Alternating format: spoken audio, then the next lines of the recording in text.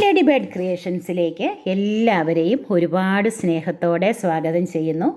ഈ നോമ്പ് സമയത്ത് എല്ലാവർക്കും കഴിക്കാൻ പറ്റിയ അടിപൊളി ടേസ്റ്റിലുള്ള ഒരു വെജിറ്റബിൾ റൈസാണ് നമ്മളിന്ന് തയ്യാറാക്കുന്നത്.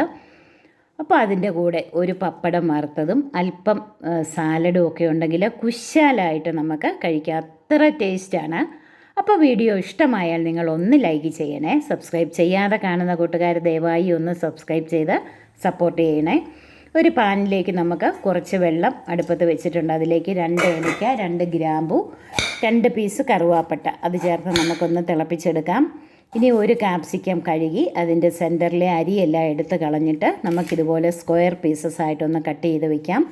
വെള്ളം ഇപ്പം നന്നായിട്ട് വെട്ടി തിളയ്ക്കുന്നുണ്ട്. നമുക്കിതിലേക്ക് 20 മിനിറ്റ് കുതിർത്ത് കഴുകി വാരി എടുത്ത് വെച്ചിരിക്കുന്ന ജീരകശാല അരിയാണ് ചേർത്ത് കൊടുക്കുന്നത്. ജീര റൈസ്. ഇതിന് പകരം ബസ്മതി റൈസ് കയ്യിലുണ്ടെങ്കിൽ അതെടുക്കാവുന്നതാണ്. ഞാനിവിടെ ജീര റൈസാണ് എടുത്തിരിക്കുന്നത്. അത് ചേർത്ത് നന്നായിട്ടൊന്ന് ഇളക്കി ഈ റൈസിന് പാകത്തിനുള്ള ഉപ്പ് ചേർത്ത് ഒന്ന് ഇളക്കി, ഉപ്പ് അല്പം മുമ്പിട്ട് നിൽക്കുന്നത് പോലെ വേണം ചേർക്കാൻ. അപ്പോൾ ഇവിടെ അരി 1/4 വേവായിട്ടുണ്ട്. ഇത്രയും മതി. നമുക്കിനി ഇത് കിഴുത്ത പാത്രത്തിലേക്ക് കോരി വയ്ക്കാം. ഇത് വെള്ളം തോർന്ന് തണുക്കുന്നതിനായിട്ട് മാറ്റി വയ്ക്കാം.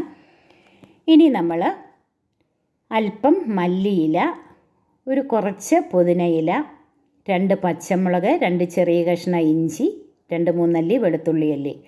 ഇനി മിക്സിയിലെ ചെറിയ ബൗളിലേക്ക് നമുക്ക് പച്ചമുളകും ഇഞ്ചിയും വെളുത്തുള്ളിയും ചേർത്ത് കൊടുക്കാം. മല്ലിയിലയിൽ നിന്ന് അല്പം മല്ലിയിലയും അല്പം പുതിനയിലയും കൂടെ ഇതിലേക്ക് ആക്കി കൊടുക്കാം. ഇനി നമ്മൾ ഇതിലേക്ക് അരിഞ്ഞു വെച്ചിരിക്കുന്നത് ഒരു സവാള, ഒരു ചെറിയ ടൊമാറ്റോ അരിഞ്ഞു വെച്ചിട്ടുണ്ട്, കാപ്സിക്കം നമ്മൾ അരിഞ്ഞു വെച്ചിട്ടുണ്ട്. ഇപ്പോൾ കാപ്സിക്കം ഇല്ലെങ്കിൽ അതിന് പകരം ക്യാരറ്റ് നിങ്ങൾക്ക് എടുക്കാം. ഇനി ഒരു പാക്കറ്റ് പനീർ സ്ക്വയർ പീസസ് ആയിട്ട് ഒരുവിധം വലിയ കഷ്ണങ്ങളാക്കി നുറുക്കി വെച്ചിട്ടുണ്ട്. ഇനി ഒരു ചെറിയ പിടി തേങ്ങ കൊത്തിയത് അതുകൂടെ നമുക്ക് ഈ മിക്സിയുടെ ചെറിയ ബൗളിലേക്ക് ഇട്ടൊന്ന് ക്രഷ് ചെയ്ത് വെക്കണം. പാൻ അടുപ്പിൽ വെച്ച് നമുക്ക് 2 ടേബിൾ സ്പൂൺ നെയ്യ് ചേർത്ത് കൊടുക്കാം. നെയ്യ് നന്നായിട്ട് ചൂടാകുമ്പോഴത്തേക്ക് ഈ പനീർ ചേർത്ത് നമുക്കിതൊന്ന് മൊരിയിച്ചെടുക്കണം. അതിൻ്റെ എല്ലാ സൈഡും ഒന്ന് മൊരിഞ്ഞ് വരുന്നത് പോലെ നമുക്കൊന്ന് തിരിച്ചും മറിച്ച് വിട്ട് അതിൻ്റെ കളറ് മാറുന്നതിന് മുമ്പ് നമുക്ക് കോരിയെടുത്ത് ഒരു പ്ലേറ്റിലേക്ക് ആക്കി കൊടുക്കാം. എല്ലാ വശവും ഇങ്ങനെ തിരിച്ചും മറിച്ച് വിട്ട് നമുക്ക് കോരിയെടുക്കാം. വളരെ പെട്ടെന്ന് തയ്യാറാക്കിയെടുക്കാവുന്ന ഒരു റൈസാണ്. വേറെ കറികളൊന്നും ഇതിനാവശ്യമില്ല. അപ്പോൾ പനീർ കോരിയെടുത്ത് ആ പാനിലേക്ക് തന്നെയാണ് ഞാൻ സവാള ചേർത്തിരിക്കുന്നത്. വേറെ എണ്ണയോ ഒന്നും ചേർത്തിട്ടില്ല. ആ നെയ്യിലേക്ക് തന്നെ സവാള ചേർത്ത് ഇതിനാവശ്യമായ ഉപ്പും കൂടെ ചേർത്ത് നമുക്ക് വഴറ്റിയെടുക്കാം. അല്പം 2 തണ്ട് കറിവേപ്പില ചേർത്തിട്ടുണ്ട്. കറിവേപ്പിലയും കൂടെ ചേർത്ത് നമുക്കിതൊന്ന് വഴറ്റിയെടുക്കാം. സവാളയുടെ കളറ് ഒരുപാടങ്ങ് മാറിപ്പോകണ്ട. സവാളയൊന്ന് ഒരുവിധം ഒന്ന് വഴന്ന് വന്നാൽ മതി. ഇനി നമ്മൾ ക്രഷ് ചെയ്ത് വെച്ചിരിക്കുന്ന ആ തേങ്ങായും വെളുത്തുള്ളി, ഇഞ്ചി, പച്ചമുളക്, മല്ലിയില, പുതിനയില അതെല്ലാം ക്രഷ് ചെയ്ത് വെച്ചത് നമുക്കിതിലേക്ക് ചേർത്ത് അതിൻ്റെ പച്ചമണം മാറുന്നത് വരെ ഒന്ന് വഴറ്റി കൊടുക്കാം. ഇതൊന്ന് വഴന്ന് വരുമ്പോഴത്തേക്ക് നമ്മൾ ഒരു ചെറിയ ടൊമാറ്റോ അരിഞ്ഞ് വെച്ചിരിക്കുന്നത് അതുകൂടെ ചേർത്ത് വഴറ്റി കൊടുക്കാം. ഇനി ഇതിന് അല്പം ഉപ്പ് നമ്മൾ ചേർത്ത് കൊടുക്കാം.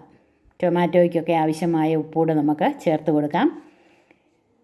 ഇതൊന്ന് വഴന്ന് വന്നിട്ടുണ്ട്. ഇനി നമുക്ക് ക്യാപ്സിക്കം അരിഞ്ഞതെടുത്തത് ഇതിലേക്ക് ചേർത്ത് കൊടുക്കാം. ക്യാപ്സിക്കത്തിൻ്റെ കളറ് മാറാതെ പെട്ടെന്ന് തന്നെ ഒന്ന് വഴറ്റി, ഇതിനധികം വേവില്ലല്ലോ, ചെറുതായിട്ടൊന്ന് വഴന്ന് വന്നാൽ മതി.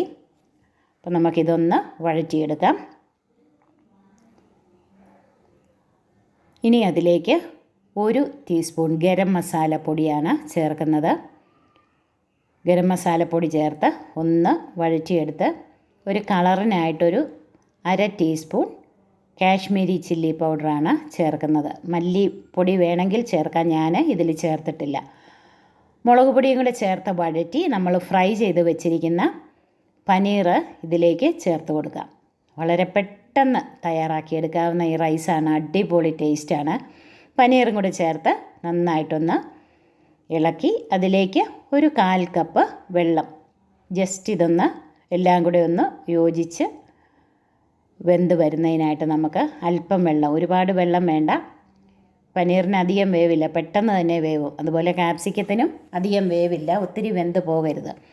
അപ്പോൾ അതിലേക്ക് നമുക്ക് അല്പം മല്ലിയിലയും അല്പം പുതിനയിലയും കൂടെ ചേർത്ത് കൊടുക്കാം. അതുകൂടെ ഇലകൾ ചേർത്തിട്ട് ഒന്നുകൂടെ ഒന്ന് ഇളക്കി കൊടുക്കാം. നമുക്കിത് മൂടി വെച്ച് ഒരു 2 മിനിറ്റ് ജസ്റ്റ് ഒന്ന് കുക്ക് ചെയ്തെടുക്കണം. മീഡിയം ഫ്ലെയിമിലാണ് വെച്ചിരിക്കുന്നത്. ഇനി നമുക്ക് അതിന് മുകളിലേക്ക് നമ്മൾ കോരി വെച്ചിരുന്ന റൈസ് നമുക്ക് ചേർത്ത് കൊടുക്കാം. ലെയർ ചെയ്യേണ്ട കാര്യമില്ല, അതിൻ്റെ മുകളിലേക്ക് മൊത്തമായിട്ട് ചേർത്ത് നമുക്കിങ്ങനെ ഒന്ന് ലെവൽ ചെയ്ത് കൊടുക്കാം. അപ്പോൾ റൈസെല്ലാം ചേർത്തിട്ടുണ്ട്. നമുക്കിതൊന്ന് ലെവൽ ചെയ്ത് കൊടുത്തിട്ട് ഇതുപോലെ സെൻറ്റർ ഭാഗത്തുനിന്ന് ഇങ്ങനെ ഓരോ ഹോള് പോലെ ഇട്ട് കൊടുക്കാം. അപ്പം ആവി പെട്ടെന്ന് മുകളിലേക്ക് വരാനായിട്ടാണ്. ഇനി നമുക്കിത് മൂടി വെച്ചൊന്ന് വേവിച്ചെടുക്കാം.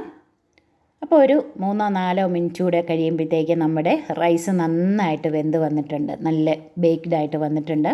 ഇനി നമുക്കത് ഇളക്കി ഉപയോഗിക്കാം. നല്ല മണമാണ്, അതിനേക്കാളേറെ രുചിയാണ്. അപ്പം നോയമ്പ് സമയത്ത് വേറെ കറികൾ എന്നാ ഉണ്ടാക്കുമെന്നൊന്നും ആലോചിച്ച് ടെൻഷൻ അടിക്കേണ്ട കാര്യമില്ല. 1 കപ്പ് ജീര റൈസും ഇതുപോലെ ഒരു ചെറിയ പാക്കറ്റ് പനീറും ഒരു ക്യാപ്സിക്കമോ അല്ലെങ്കിൽ 2 ക്യാരറ്റോ ഒക്കെ ഉണ്ടെങ്കിൽ നമുക്ക് പെട്ടെന്ന് തയ്യാറാക്കി എടുക്കാവുന്ന, ആരും ഒരു പരാതിയുമില്ലാതെ വയറ് നിറയെ കഴിച്ചോളും. ട്രൈ ചെയ്യണേ. താങ്ക്